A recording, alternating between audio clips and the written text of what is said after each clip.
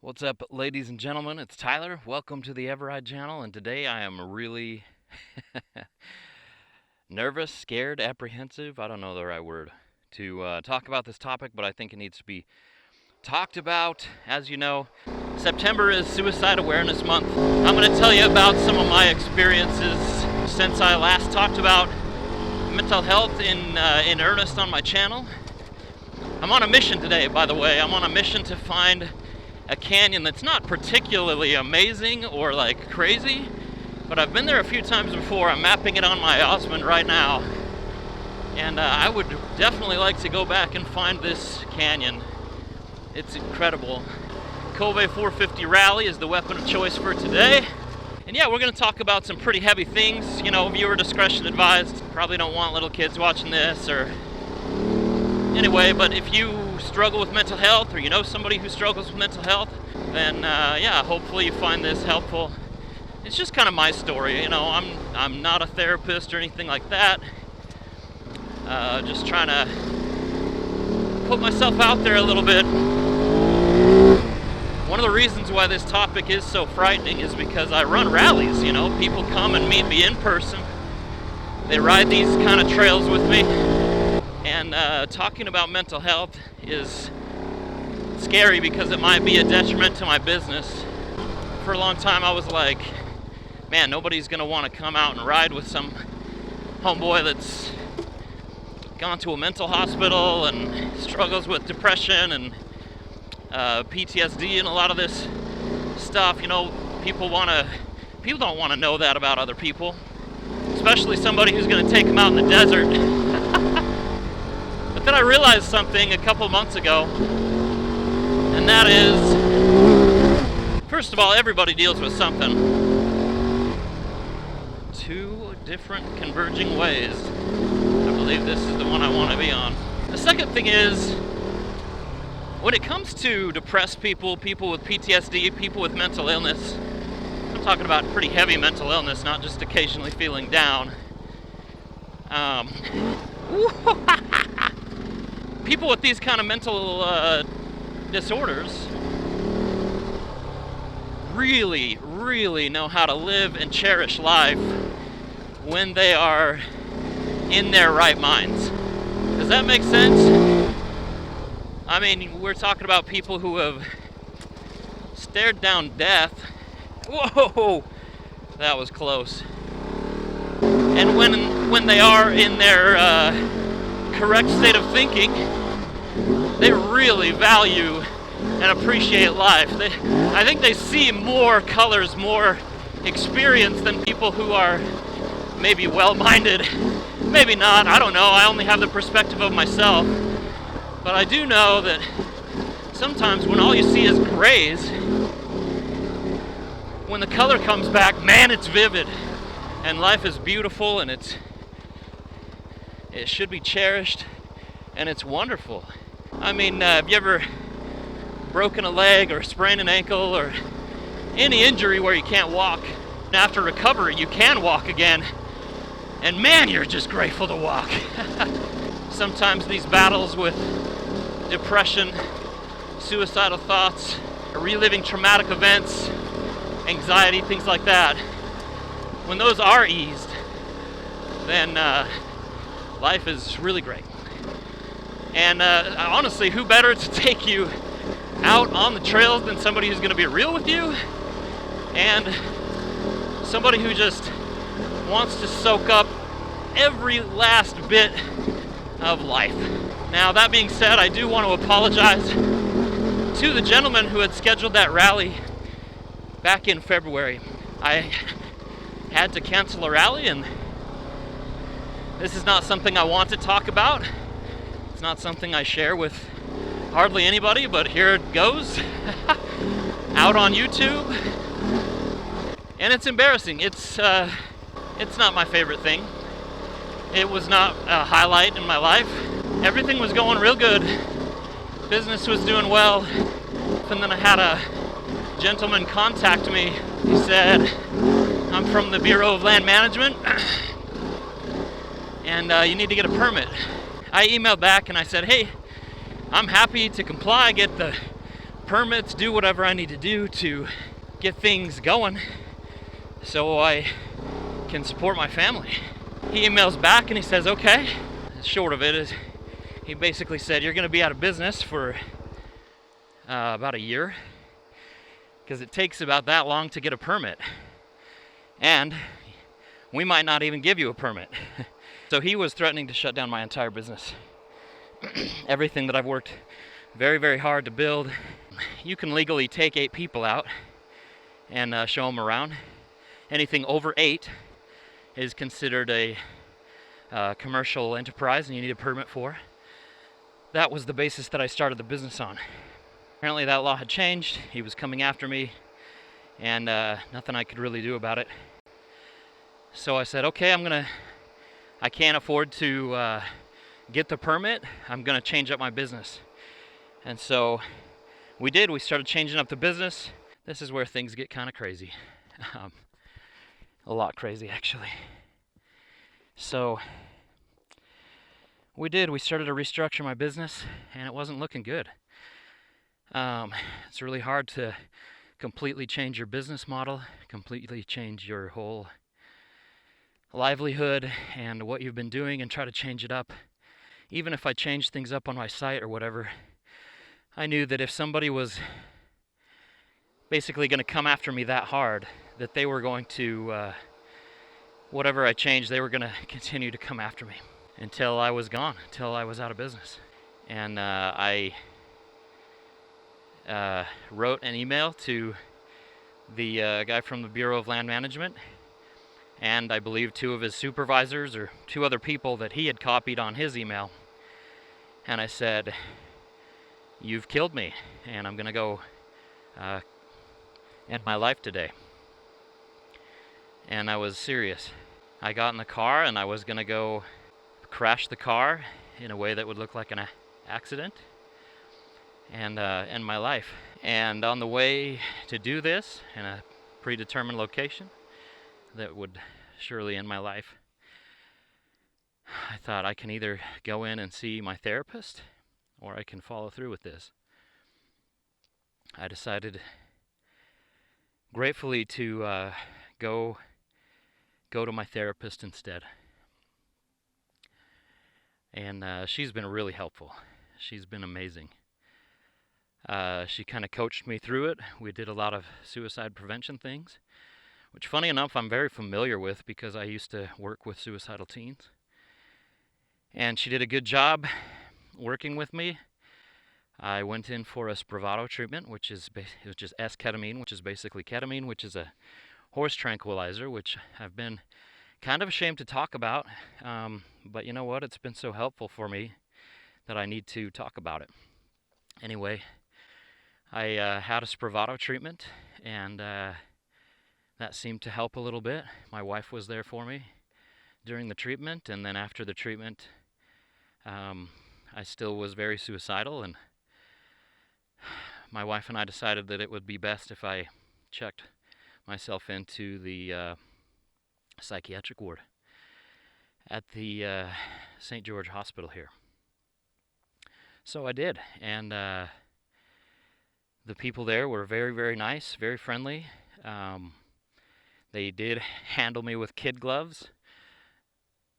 They were very gentle and kind, and it wasn't intrusive. They had me give up my phone. They had me basically just kind of answer some questions, and then they admitted me. At that point, Jesse contacted the people coming to the rally that was going to be later that week, and informed them that it would be canceled. While I was at it's called an access center. While I was at the access center, I met with another therapist that's kind of more of an acute therapist, and he walked me through a lot of things. And it was funny because while I was there, I was like, I don't feel like a crazy person. I don't feel like other people who are here with me in this room. And then I really thought about it, and I was like, I almost ended my life today. I absolutely belong here. Not in a bad way. I mean, because I was stigmatizing people who were in the same situation that I was in, thinking I was better than them, thinking that I was more put together than them.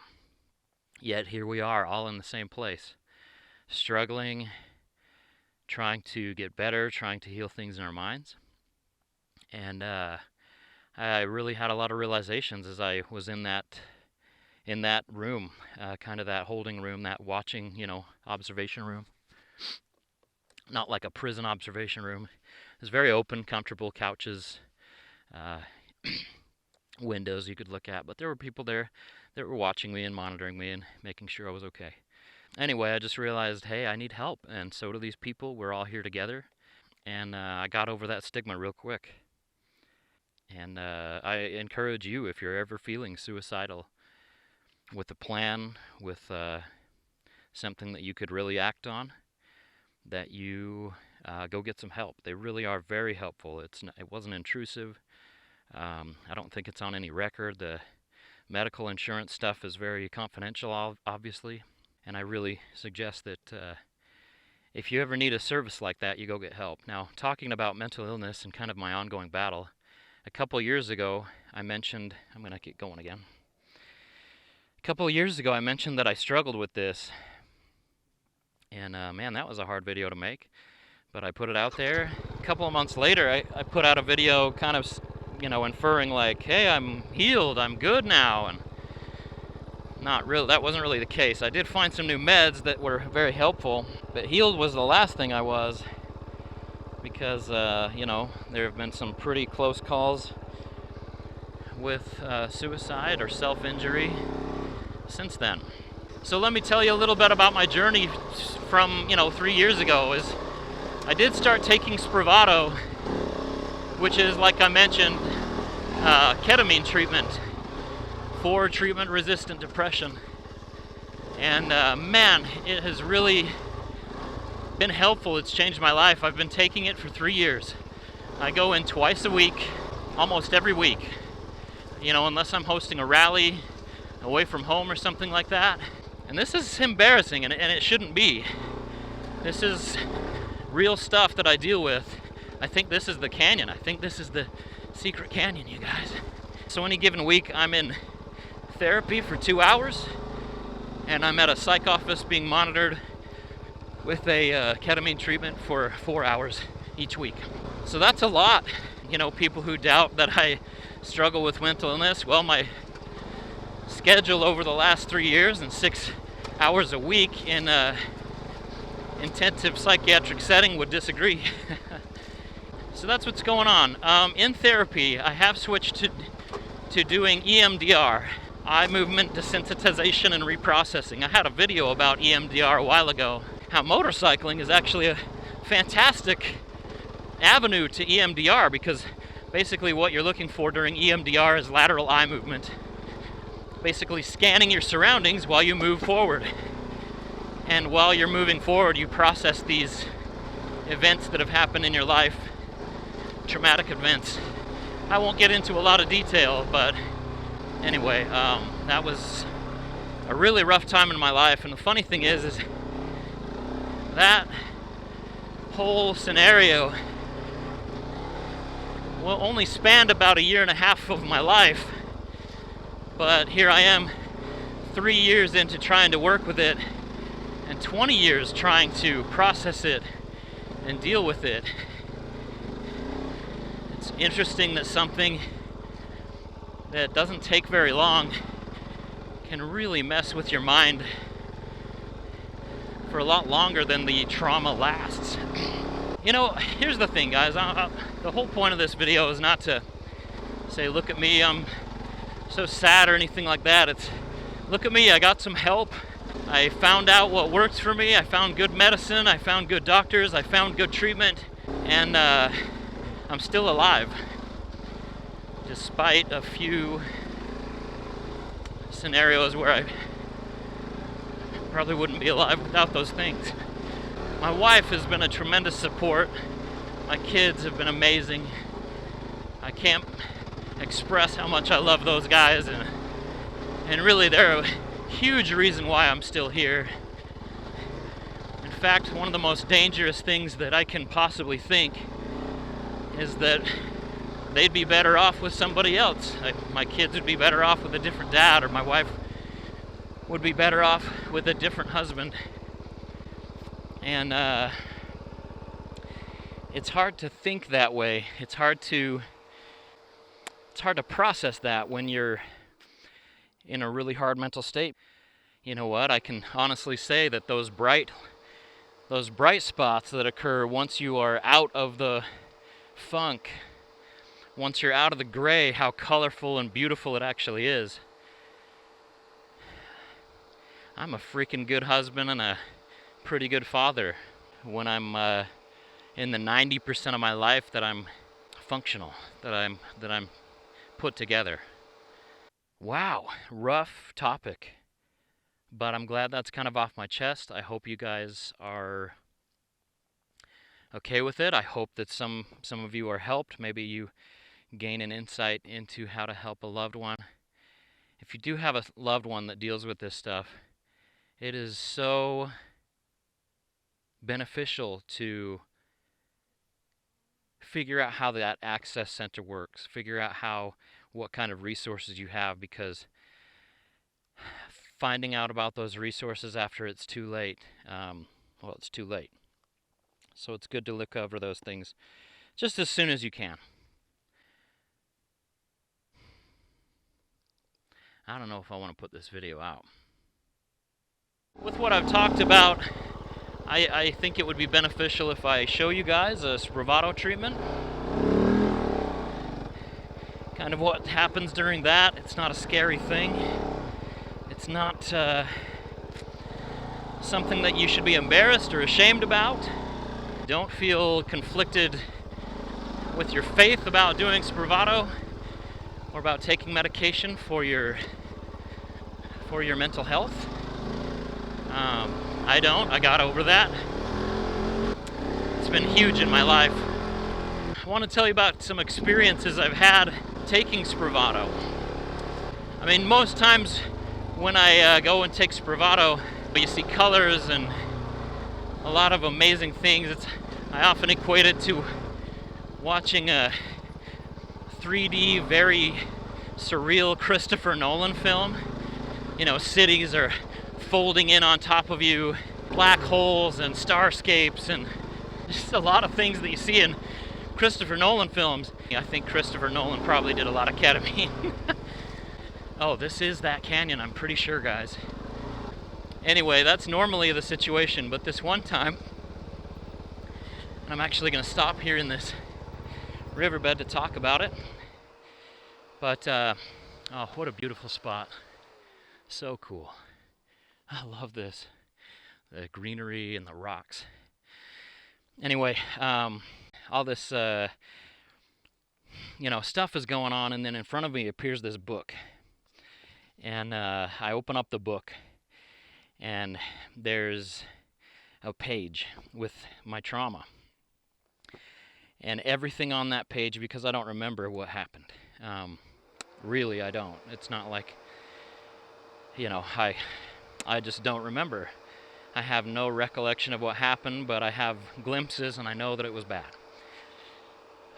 So I open up this book, and there's this page, and every word in this journal is scribbled out. Every word that I've written has been scribbled out with just ugly black ink, and I've written things in the margins trying to explain different things about it.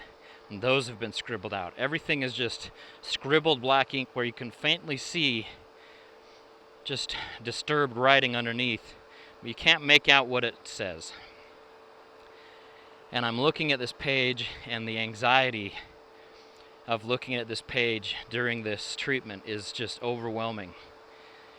And then I hear a voice, and the voice is clear as day, and you don't normally hear voices during Spravato or ketamine or whatever, but the voice is clear as day, says, "Tyler, turn the page." And so I flip the page, and it's blank, and just this beautiful, peaceful feeling just flooded my whole body. And this voice said to me, you can always go back and look at that ugly page. It's always going to be there. You can never get rid of it. But everything else is yet to be written.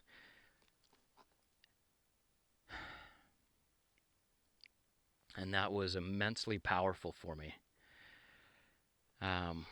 In the same treatment, just moments later, but when I'm under, it feels like I'm gone for anywhere from a couple of minutes to a week. Sometimes I'll come out of it missing my family because it feels like I've been gone so long, even though it's only 2 hours.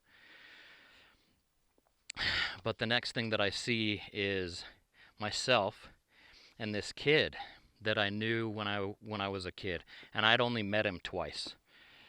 It was him and his brother who moved into our neighborhood, and they were kind of on the outskirts of the neighborhood, and I remember as a kid I thought, man, this kid's weird, and he was obsessed with trains.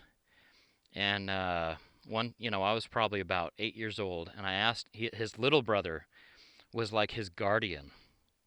And now that I'm looking back, the older brother was probably autistic.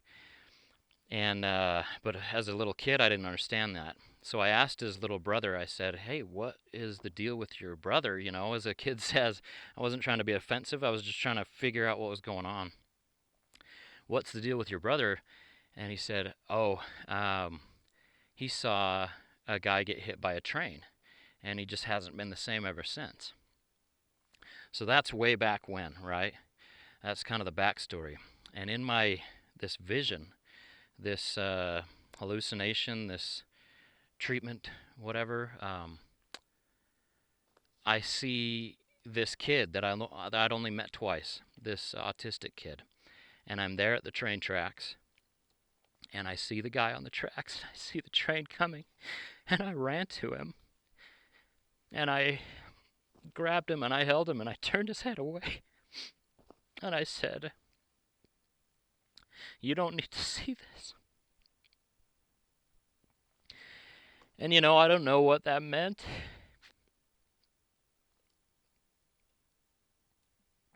I don't know why I saw that. Well, later I was talking with my therapist about this. So, it's too much information, but later I'm talking to my therapist, and he said,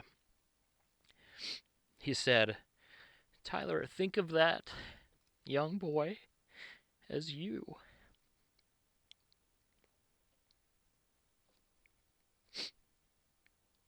And here's your older self running to rescue your younger self, saying, you don't need to look at this.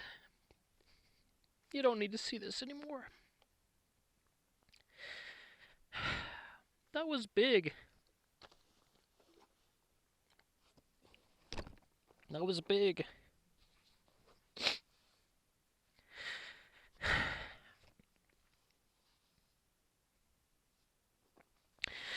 The other thing that happened, and this is really quite special, this was just recently. And I don't know how you feel about religion or God or anything like that, but for me, this is as real as it gets. And the funny thing is, I think that God works in ways that you can't explain.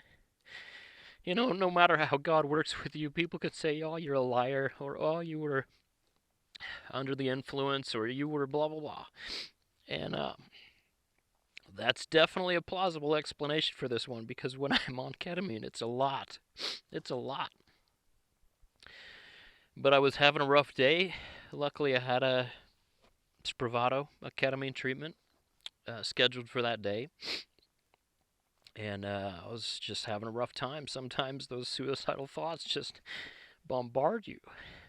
Even with the therapy and the ketamine and all the help, sometimes they just come at you.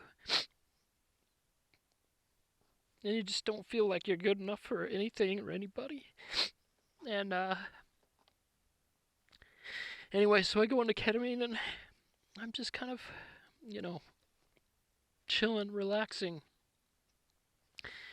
And I just started thinking, because sometimes it happens even in ketamine, but I just started having some of these suicidal thoughts come in, telling me you could just get up and run out into traffic. Nobody would blame you. You're high.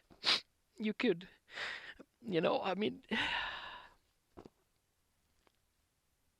terrible thoughts. And then this light came down and kind of on me, surrounding me. And this is during ketamine, so again, this could just be I was high or whatever, but I promise you I heard the voice of God saying, Tyler, you're doing good. Keep going. You're doing good.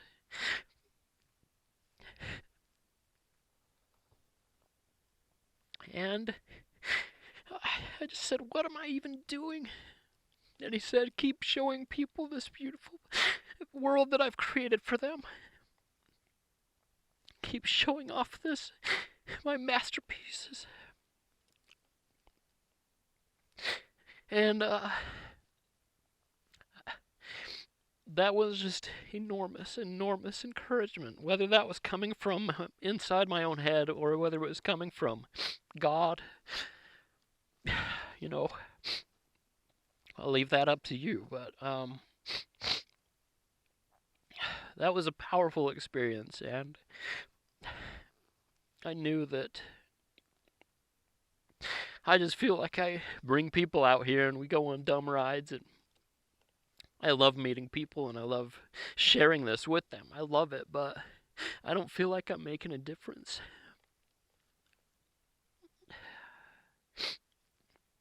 But after that, I thought maybe I am. Maybe I need to keep, making these dumb YouTube videos and reaching out and trying to help people, make people feel like they're not alone, like they're accepted, like there's somebody out there that at least in some part understands a little bit. Maybe they could go get help. Maybe they can find the right medications or the right therapist, or ideally a combination.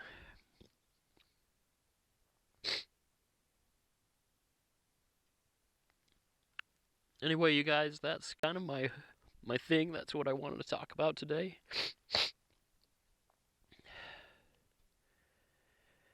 And I hope that you'll accept me for all my faults and my flaws and my weirdness. Again, I'm not a therapist. I'm so sorry that I don't answer all the comments anymore. It just became so overwhelming.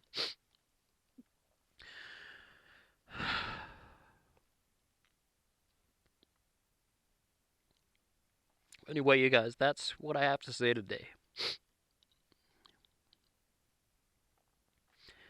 Help is out there, and you don't need to feel the way that you feel. And even though sometimes it doesn't get better, sometimes there's not just a cure and it doesn't just instantly get better.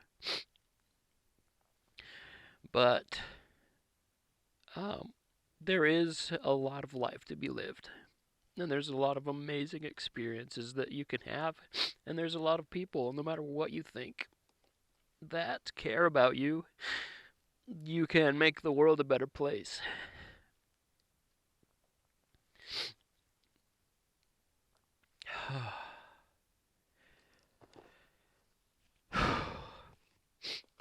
Time to get riding again. Jeez. That was a little more intense than I planned on.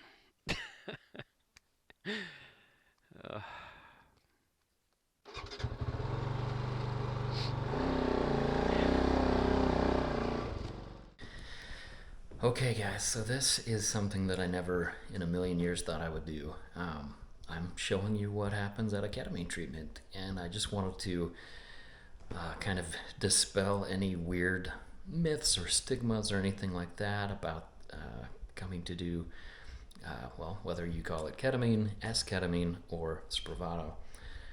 Here's kind of what happens. I do this twice a week, and it has saved my life on a few different occasions, and has been really effective to help my mental health. So, I'm not connected with any pharmaceutical anything. I actually hate big pharma, but this is something that has been very helpful for me. So I'll just kind of show you a look around the office here. Um, yeah, it's just, this is a psych office. Here I am. I just sit on this reclining couch. I bring a blanket because sometimes you get a little cold.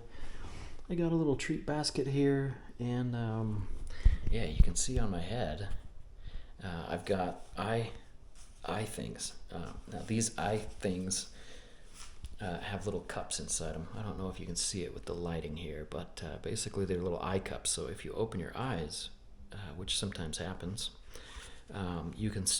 It's still completely blacked out, but you can open your eyes without having them be scratched because your face will get numb.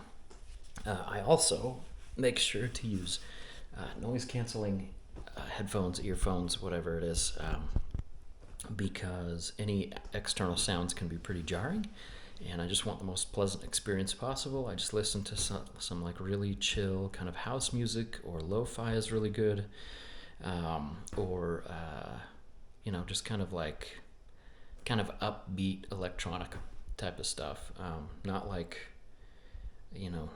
Raven Club stuff. I don't really know what that stuff sounds like, but anyway, this is how I do things. So real quick, I'll just show you how it's taken. It's just a nasal spray. It's nothing special, and I know that they do it in different places. It's just a nasal spray, and here they used to administer it one at a time, and I've been coming in here for 3 years. I think they trust me so that they know I'm not gonna just like steal it or something. I don't know, it's all mine, but you do have to take it here. It is controlled, and anyway, yeah, it's just a nasal spray.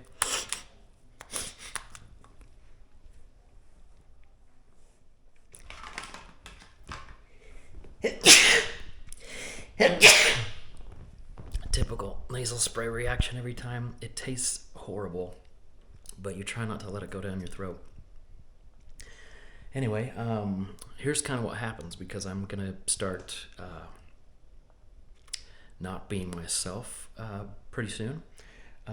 Usually with the first spray, I can kind of start to feel things. Gravity starts to get a little bit weird.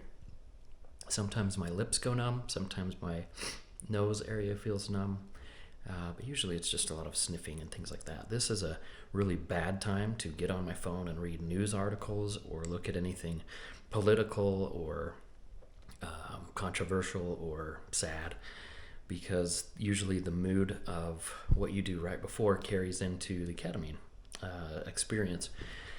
And something else is any video games that I might have been playing, or drone flying or motorcycle riding will come back and usually play a pretty heavy influence during the kind of this experience that happens.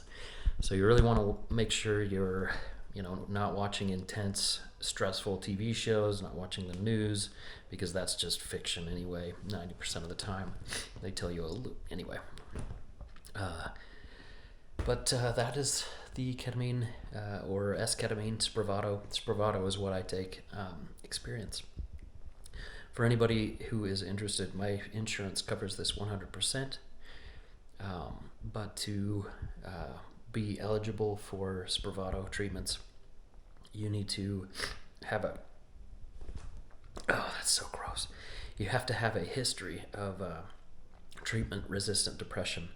So basically, you've tried many, many different medications, SSRIs, SNRIs, ADHD meds, and things like that.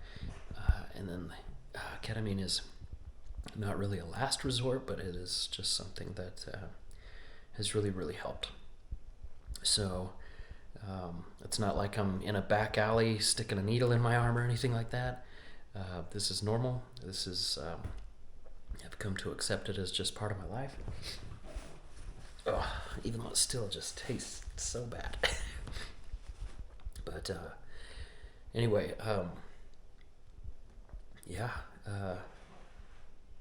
that's what's going on. I'm starting to feel the gravity a little bit, wanting to close my eyes a little more. So I'll let you go, but that's the inside look.